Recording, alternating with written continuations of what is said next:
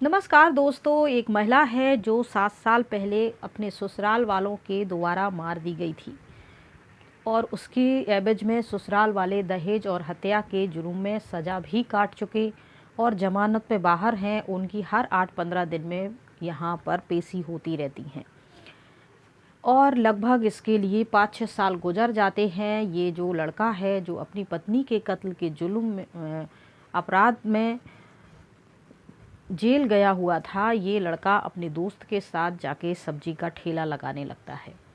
सब्जी बेचते बेचते ये एक गली में पहुंचता है जहां एक औरत आती है और उससे सब्जी खरीदने लगती है। सब्जी खरीदते खरीदते ये औरत उससे मोल भाव कर रही थी, ये सब्जी कैसी दी, वो सब्जी कैसी दी, ऐसे करते करते 2-3 मिनट हो जाते हैं और ये औरत जो है मोल भाव करके सब्जी लेके चली जाती है। इसके बाद ये जो लारी वाला होता है, सब्जी वाला, उसका दोस्त होता है, वो कहता है यार देखने में तो ये भाभी जैसी ही लग रही है और जैसे भाभी मोल भाव करती थी चीज़ों का, ये भी वैसे ही मोल भाव कर रही थी। मुझे तो एक पल लगा कि भाभी ज़िंदा है और हमसे अभी सब्जियां खरीद के गई है। तब वो लाड़ी वाला कहता है कि ऐसी बातें कर रहे हो, उसको मरे तो 7 साल हो चुके हैं और उसी के हत्या के जो कत्ल का इल्ज़ाम है मेरे सर है, उसकी ही पेशी हम कर रहे हैं। उसकी वजह से तुम्हारा परिवार भी बर्बाद हो चुका है और मेरा परिवार भी बर्बाद हो चुका। हमें अपना घर बार रिश्ते सब कुछ छोड़कर दूसरे गांव में रहना पड़ रहा है और ये सब्जी का काम करना पड़ रहा है। वो कैसे ज़िंदा हो सकती है। ऐसे ही ये दोनों बातें कर रहे थे और फिलहाल वक्त गुजर जाता है, ये लोग यहाँ से चले जाते हैं। अब आइए ये पूरा मामला क्या है। क्या कोई महिला वाकई मरने के बाद जिसका कत्ल हो गया हो अपने ससुराल के दोबारा, वो महिला 7 साल के बाद अचानक कैसे सामने आ सकती है। तो क्या है ये पूरा माजरा, क्या वाकई ही इस महिला का कत्ल हुआ था या फिर इसने या इसके परिवार वालों ने मिलकर ये सारा ड्रामा रचा था। क्या ऐसा पॉसिबल है। और जैसे ही ये पूरी घटना सोशल मीडिया के माध्यम से लोगों तक पहुंची तो लोगों को भी आश्चर्य हुआ कि कैसे कैसे लोग हैं, किस हद तक चले जाते हैं अपनी जो इच्छाओं को पूरा करने के लिए और बेगुनाहों को ऐसे फंसा देते हैं और उनको फंसाने में ज़रा सी भी शर्म नहीं आती और इन सबका साथ बाकायदा कानून भी देता है। तो आइए पूरी कहानी को हम शुरू से समझते हैं। दरअसल क्या होता है कि एक नालंदा में रहने वाली एक फैमिली होती है, वह मेहंदीपुर बालाजी घूमने के लिए, दर्शन करने के लिए जाती है। वहीं 2 लड़के, एक कुंदन और उसका दोस्त मनोज, दोनों जो है पूजा पाठ की सामग्री, फ़ोटो वोटो की उसी मंदिर के थोड़ी सी दूरी पर एक दुकान लगाए रहते हैं पूजा पाठ की सामग्री, काफ़ी किताबों की। तो ये जो लड़की है अपने परिवार वालों के साथ घूमने जाती है, इसका नाम सुधा होता है। ये 18-19 साल की लड़की होती है, देखने में सुंदर होती है, चंचल होती है, घूमना फिरना, बातें करना, बातें बनाना इसका शौक़ होता है। तो ये कुछ तस्वीरें, फ़ोटो वगैरह लेने के लिए कुंदन की दुकान पे चली जाती है और वहाँ तस्वीरों का मोल भाव करने लगती है। किताब, तस्वीरें, जो भी उसको सामग्री पूजा पाठ की चाहिए थी वो मोल भाव करती है, बातचीत करती है। देखने में लड़की खूबसूरत थी, कुंदन सामान भी दिखा रहा था और लड़की की तरफ देखे जा रहा था। लड़की ये बातें नोट कर रही थी कि ये मुझे कुछ अजीब निगाहों से देख रहा है, तो वो भी अपनी जुल्फ़ों को संवार रही थी और मुस्कुरा रही थी। कुंदन को लग रहा था कि शायद इससे मेरा मामला सेट हो सकता है, तो उसने इशारों इशारों में, इनकी आंखें मिलती हैं, दिल घबराने लगते हैं और फिर वो इशारों इशारों में इससे नंबर मांग लेता है। वहाँ लड़की भी शर्माते हुए, जुल्फ़ें संवारते हुए उसको नंबर दे देती है और बस यहीं से शुरू हो जाती है इन दोनों की प्रेम कहानी। अब नंबर एक दूसरे का एक्सचेंज हो गया है तो बातचीत तो होगी ही। 2-4 दिन बातचीत होती है और फिर प्यार मोहब्बत की बातें होती हैं। कुंदन और सुधा दोनों एक दूसरे से बातें करते हैं और एक दिन सुधा अपने घर में अपने माता पिता को बिना बताए कुंदन के पास आ जाती है। यहाँ आकर कुंदन के परिवार वालों से मिलती है। कुंदन के परिवार वालों के साथ मिलकर कुंदन और सुधा की शादी हो जाती है। घर परिवार के जो माता पिता हैं वो अपनी लड़की को इधर उधर ढूंढने लगते हैं, रिश्तेदारों में फ़ोन करने लगते हैं। 2-3 दिन गुजर जाने के बाद लड़की का खुद फ़ोन जाता है कि पिताजी, मैं घर छोड़कर एक लड़के के साथ आई हूँ और मैंने उसके साथ शादी कर ली है और मैं उसके साथ खुश हूँ, आप मेरी फ़िक्र मत करना। अब पिता को ये तो हो गया क्लियर कि चलो मेरी लड़की जीवित है, किसी प्रकार की कोई घटना नहीं घटी है और उसने शादी कर ली और घर बसा दिया। उसने अपने ससुराल वालों का घर पता कुंदन के सब परिवार वालों को दे दिया था। कुंदन और ये रहने वाला हिल्सा सिविल ये 84 गांव के रहने वाले हैं। वहाँ दोनों आराम से रह रहे थे। इसके बाद कुछ वक्त गुजर जाता है और लड़की जो है अचानक कुंदन कुछ घर से गायब हो जाती है। 1 साल गुजर जाता है और लड़की चली जाती है।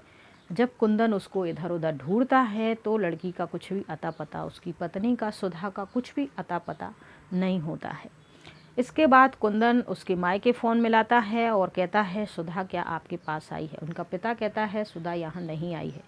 इसके बाद पिता कहता है कि तुमने मेरी बेटी के साथ क्या किया? पिता उनके घर चला जाता है, उनके साथ झगड़ा करता है और अपनी बेटी के बारे में पूछता है। वो कहता है, हमने उसके साथ कुछ भी नहीं किया है और वो अचानक से घर छोड़ के चली गई है। मुझे नहीं पता कि वो कहाँ गई है। हमने कुछ भी नहीं किया है। हम अपने घर परिवार के साथ प्यार से रह रहे थे। वो भी खुश थी, किसी प्रकार की कोई समस्या उसको नहीं थी यहाँ पे। फिर मेरी लड़की कहाँ चली गई पूछते हैं। फिर थाने में जाके रिपोर्ट दर्ज करवाते हैं। ये मामला है नगर नौसा थाना क्षेत्र का। नगर नौसा थाना क्षेत्र जाते हैं, वो जो 84 गाँव के अंतर्गत, इस थाने के क्षेत्र के अंतर्गत ही ये 84 गाँव आता है। और जाके कुंदन के खिलाफ अपनी लड़की को गायब करने और दहेज के लिए प्रताड़ित करने के मामले जो हैं एफआईआर दर्ज करवा देते हैं। पुलिस कुंदन से पूछताछ करती है लेकिन कुछ हाथ नहीं लगता है। इसके बाद कुंदन से जब पूछा जाता है सख्ती से तो कुंदन कह देता है कि उसने सुधा को मार के कहीं फेंक दिया है। और फिर इसके बारे में डेड बॉडी ढूंढी जाती है, कहीं कुछ भी मिलता नहीं है और इस पर केस बनता है। हिलसा सिविल कोर्ट में ये केस, नालंदा के हिलसा सिविल कोर्ट में ये केस चलता है और कुंदन पर हत्या और दहेज प्रताड़ित करने का जो आरोप लगता है उसमें उसको सज़ा हो जाती है। साथ ही उसके दोस्त पर भी, इनके पिता जो होते हैं सुधा के, वो उस पर मुकदमा कर देते हैं, तो दोस्त को भी सज़ा होती है। इसके बाद दोनों के घर परिवार में जमानत के केस लड़े जाते हैं। जो भी उनको केस वगैरह का होता है वो दिया जाता है। और इसके बाद कुंदन जो है 2 साल के बाद जमानत पर छूट के आता है, घर वापस आता है तो घर पूरा बर्बाद हो चुका था। रिश्तेदार जो थे गांव मोहल्ले पड़ोस के ताने मारते थे और जो भाइयों की शादी होनी थी वो भी कोई रिश्ता करने को तैयार नहीं था। मजबूरन उनके परिवार को गांव छोड़ना पड़ा, वो घर वगैरह सब छोड़ना पड़ा। कोई भी उनकी ज़मीन जायदाद को ख़रीदने के लिए तैयार नहीं था। कोर्ट में जो थी उनको कुछ पैसे जमा करने थे तो घर भी बिक जाता है और इनकी फैमिली बेघर हो जाती है और दर दर भटकने लगती है। कुंदन का पूरा परिवार बर्बाद हो चुका था। वहीं उसके दोस्त को 8 महीने बाद जमानत मिल जाती है। उसका दोस्त भी 4 भाइयों में से दूसरे नंबर का भाई था और उसकी शादी 2 महीने बाद होनी थी, लेकिन ये केस मर्डर का बन जाता है तो उसकी शादी भी टूट जाती है। उसके 2 भाइयों के साथ भी कोई शादी करने को तैयार नहीं होता है और उसका परिवार भी बर्बाद हो जाता है। इन दोनों लड़कों का परिवार बर्बाद हो जाता है। इनको अपना घर परिवार छोड़ के इधर उधर भटकना पड़ता है और फिर ये जाके दूसरे गाँव में रहने लगते हैं। जब कुंदन और उसका दोस्त दोनों, कुंदन जब छूट के आता है जमानत पे 2 साल बाद, तो दोस्त से मिलता है और दोनों आपस में डिसाइड करते हैं कि वो सुधा को ढूंढेंगे। पुलिस ने तो उन पर जो मारने का आरोप लगा दिया था और मजबूरन में उन्होंने ये कबूल कर लिया था कि उनने ही मारा है। कुंदन कहता है कि देखो, मैंने सुधा के साथ कुछ भी नहीं किया है और मुझे लग रहा है कि वो आज भी जिंदा है और कहीं भाग गई है। जैसे वो अपने पिता के घर से भाग के मेरे पास आ गई थी, मुझे लग रहा है कि वो मेरे पास से भी कहीं और भाग गई है। और अब कुंदन अपने दोस्त से कहता है कि चलो अब हम दोनों को ही उसे ढूंढना होगा। तो सबसे पहले तो मुझे उसके जो पिता हैं उसके घर के आसपास और फिर इस गांव के और फिर आसपास ही वो कहीं हो सकती है, छुपी हो सकती है या किसी के घर में हो सकती है, तो हमें ये ढूंढना होगा। तो ये दोनों अलग अलग भेष बनाते हैं, सब्जी का ठेला, कहीं अपनी दाढ़ी मूछ पूरा किरदार चेंज करते हैं और ढूंढना शुरू करते हैं। सब्जी का ठेला लगाते लगाते पुड़िया गांव पहुंचते हैं और उनके कुछ और भी दोस्त ग्रुप था जो सुधा को थोड़ा बहुत जानता था। तो उनको खबर मिली थी कि पुड़िया गांव में सुधा जैसी ही कोई लड़की कोई महिला देखी गई है, शादीशुदा है, उसका एक बच्चा भी है। इस बात को सुधा को ढूंढते ढूंढते लगभग 6 साल और गुजर जाते हैं और ऐसे करके इनकी शादी और सुधा को गायब हुए 7 साल हो जाते हैं। और जो कुंदन है, ढूंढते ढूंढते पुड़िया गांव पहुंच जाता है और पुड़िया गांव के आसपास ही सब्जी का ठेला लगाता है ताकि कोई महिला है जो सब्जियां खरीदने आए तो कभी ना कभी तो सुधा भी सब्जी खरीदने आएगी।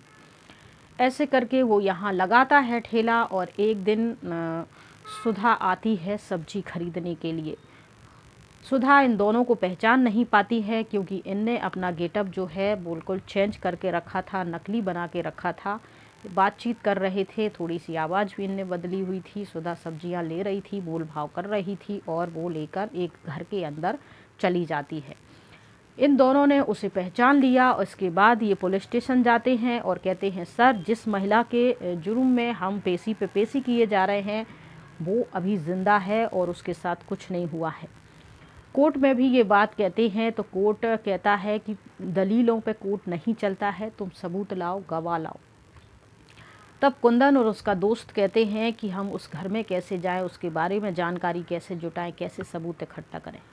तो ये दोनों मिलके प्लान बनाते हैं कि काम करते हैं, हम कोई सरकारी ऑफिसर बन के चलते हैं जिसमें कुछ सर्वे हो रहा है जो सरकारी योजनाओं का लाभ लेने के लिए। तो ऐसे ये लोग नकली बन जाते हैं अफसर और फिर अपना जो भी है लेखा जोखा लेके, फाइल लेके पहुंच जाते हैं और कहते हैं कि हम यहाँ सर्वे कर रहे हैं, जिसके घर में जितने सदस्य हैं उस अनुसार उनको जो है शौचालय बनवाना है। सरकार की तरफ से उनको ज़्यादा पैसे दिए जाएंगे और एक लकी ड्रॉ होगा, जिस लकी ड्रॉ में 1 लाख रुपए की राशि उन्हें दी जाएगी। तो उन्होंने कहा सबको तो 15,000 रुपये मिल रहे हैं, हमें एक तो तुम्हें स्पेशल नहीं है, ये पूरे गांव में सबका सर्वे होगा।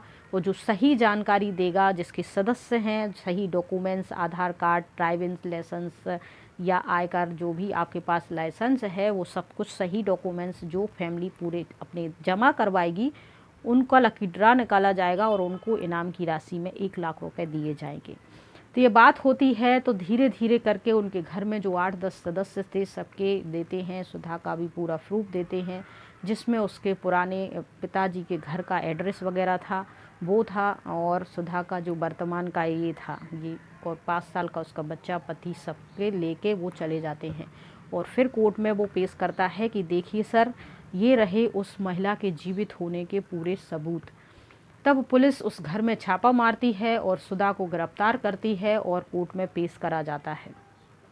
पेश करने होने के बाद इस केस का जो खुलासा होता है उसमें कोर्ट सहित सब जो भी ये न्यूज़ के माध्यम से, मीडिया के माध्यम से जब ये खबर आम लोगों तक पहुंचती है, दूर दूर तक जाती है, तो हर कोई सन्न रह जाता है कि देखिए एक छोटी सी लापरवाही की वजह से, झूठे इल्ज़ाम की वजह से 2 परिवार जो 8-10 सदस्य के 2 परिवार थे, इनके परिवार में भी 8-10 लोग थे, उनके परिवार में भी 8-10 लोग थे, बहनें थीं, भाई थे जिनकी शादी होनी थी, घर परिवार था, समाज से निष्कासित कर दिया और सब दोनों परिवार बर्बाद हो गए। और ये लड़कों ने कितना टॉर्चर झेला, सज़ा झेली बेफालतू में, जो कि उनका कोई गलती भी नहीं थी।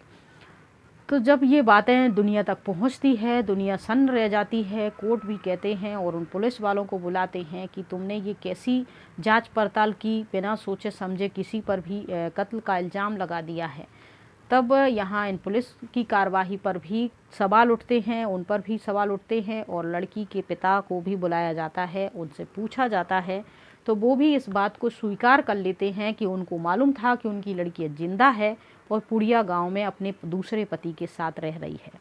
तब सुधा से पूछा जाता है कि तुमने ऐसा क्यों किया और इतने दिन तक तुम छुप क्यों थी? तुम्हारे कत्ल के जुल्म में ये जो बेगुनाह इंसान है ये सज़ा काट रहा था, ये पूरा इसकी लाइफ बर्बाद हो चुकी है, ऐसा क्यों किया तुमने? और सबसे पहले तुमने इससे शादी की क्यों, और इसके बाद चुपचाप तुमने दूसरे इंसान से शादी क्यों की? इस पर सुधा बताती है कि जब मैं गई थी तीर पे और ये लड़का मुझे वहाँ मिला था तो मुझे ये देखने में अच्छा लगा, बातचीत में अच्छा लगा, और मुझे लगा कि ये दुकान चलाता है तो ये कोई रईस ख़ानदान परिवार में होगा, अच्छा खासा इसके पास पैसा होगा, तो मैं ये सब कुछ अपने पिता को छोड़कर इसके पास चली आई। जब मैंने देखा 8-9 महीने इसके पास ऐसा कुछ नहीं है, जॉइंट फैमिली है, ज़्यादा पैसा भी नहीं है और ज़िंदगी में आसा आराम भी नहीं है, तो मैं चुपचाप दूसरे आदमी के साथ चली गई जिसके साथ मैंने शादी की और मैं उसके साथ खुश हूँ।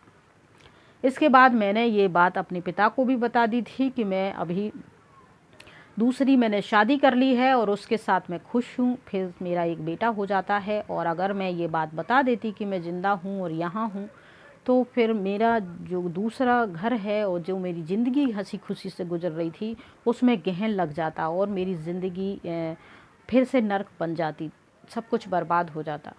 तो तुमने अपनी आज़ादी और खुशहाली के लिए 2-3 परिवार बर्बाद किए और 20-25 ज़िंदगियाँ बर्बाद की, उसका कुछ नहीं। तो ऐसी ऐसी घटनाएं लोगों के जीवन में घट जाती हैं और इस महिला को फिर गिरफ्तार किया जाता है। साथ में उसके पिता से पूछा जाता है कि तुमने ऐसा क्यों किया, तुम्हें तो मालूम था कि तुम्हारी लड़की ज़िंदा है, खुश है दूसरे के साथ, फिर भी तुम इस परिवार की पे पेशी दिए जा रहे हो किसी प्रकार का। तो उन्होंने कहा कि सर, जब मैं इन पर रिपोर्ट कर चुका था, मुकदमा दर्ज कर चुका था, उसके 6 महीने बाद मुझे मालूम चला था कि मेरी बेटी ज़िंदा है। उससे पहले इन पे कर चुका, लेकिन फिर मैं मुकदमा वापस लेता, ये तो फिर मेरी फजीयत हो जाती और मैं फिर झूठे केस में उल्टा मेरे ऊपर केस आ जाता। तो ऐसी कहानियाँ इन दोनों के बाप बेटी के द्वारा दी जाती हैं और एक मासूम से निर्दोष से परिवार की, साथ ही उस पुलिस वाले पर भी गंभीर टिप्पणियाँ होती हैं जो ऐसी कार्रवाई करते हैं और झूठे लोगों को। फिर कुंदन से कोर्ट ने कहा कि जब तुमने कुछ किया नहीं था तो तुमने ये ऐसा क्यों कहा कि तुमने सुधा को कत्ल करके कहीं फेंक दिया है। तब कुंदन कहता है कि सर, मुझे गिरफ्तार किया गया था, 3rd डिग्री का टॉर्चर दिया गया था, मुझे उल्टा लटकाया गया था, बहुत मारा गया था, भूखा प्यासा रखा गया था, मेरे नाखून उखाड़ दिए, मेरे शरीर में असहनीय पीड़ाएं दी गई थीं। और फिर मुझे इनकाउंटर करने की बात, जब इनकाउंटर की बात आ जाती है सर, तो मैं डर गया था कि ये लोग तो मुझे मार ही देंगे, इसीलिए मैंने डर की वजह से, मौत की वजह से कि मुझे मार ना दें, इसीलिए मैंने ये झूठा कबूलनामा कर लिया था कि मैंने उसे मारा है सर, लेकिन मैंने मारा नहीं था। इसके बाद मुझे लगा कि मुझे उस महिला को ढूंढना चाहिए, तो हम दोनों बाहर जब आए तो ढूंढने का हम लोगों ने काम किया और लगभग हमें इसमें 6 साल लग गए उस लड़की को ढूंढते, उस महिला को ढूंढते, लेकिन हमें वो महिला मिल जाती है और आज हम अपनी बेगुनाही का सबूत आप सबके सामने पेश कर पा रहे हैं। तो देखिए, थोड़ी सी लापरवाही की वजह से, थोड़े से झूठे और अपनी झूठी शान शौकत की वजह से कितने परिवार यहाँ बर्बाद हो जाते हैं। तो ऐसे आप सावधान रहिए, आप पहली दूसरी नज़र के प्यार व्यार में मत जाइए, घर परिवार से मिलजुल कर जो भी वो कहते हैं, जो भी निकालते हैं शादी ब्याह का सिस्टम, उसी में रहकर, उसी के दायरे में रहकर आप काम कीजिए। और अगर परिवार फैमिली उसके खिलाफ है तो ज़रूर कुछ ना कुछ तो ऐसी बात होगी, कुछ ना कुछ तो उनने ऐसा देखा परखा होगा, समझ किया होगा, जिसलिए वो तुम्हें मना कर रहे हैं। क्योंकि तुम जो ज़िंदगी जी रहे हो वो ज़िंदगी 20-25 साल पहले जी के छोड़ चुके हैं और उनके पास बहुत सारे ऐसे एक्सपीरियंस हैं जिनके आधार से वो तुम्हें इन चीज़ों के लिए मना करते हैं, समझाते हैं। तो आप अपने पेरेंट्स के, अपने घर परिवार वालों की थोड़ी सी रिस्पेक्ट कीजिए, उनसे पूछकर ही अपने जीवन साथी का चुनाव कीजिए, क्योंकि जीवन साथी एक ऐसा साथी होता है जिसका चुनाव करना बार बार नहीं होता है, एक ही बार होता है और जीवन भर हमें अपने जीवन के खट्टे मीठे पूरे पल उनके साथ व्यतीत करने होते हैं। तो आप इस कहानी के माध्यम से आपको सिर्फ इतना ही सतर्क और सावधान करना है कि आप ऐसे ही अनजाने में किसी के भी साथ अपने घर गृहस्थी को बसाने और आगे बढ़ाने के लिए व्याकुल ना हो जाइए। अपने घर परिवार की राह और सलाह से ही आगे बढ़िए, जीवन में खुश रहिए। और आपका इस पूरी घटनाक्रम के प्रति क्या ओपिनियन है, अपना ओपिनियन कमेंट बॉक्स में ज़रूर दीजिए। और आप ये स्टोरी कहाँ से सुन रहे हैं, उस अपना नाम और उस जगह का नाम ज़रूर बताइएगा। स्वस्थ रहिए। जय हिंद, जय भारत।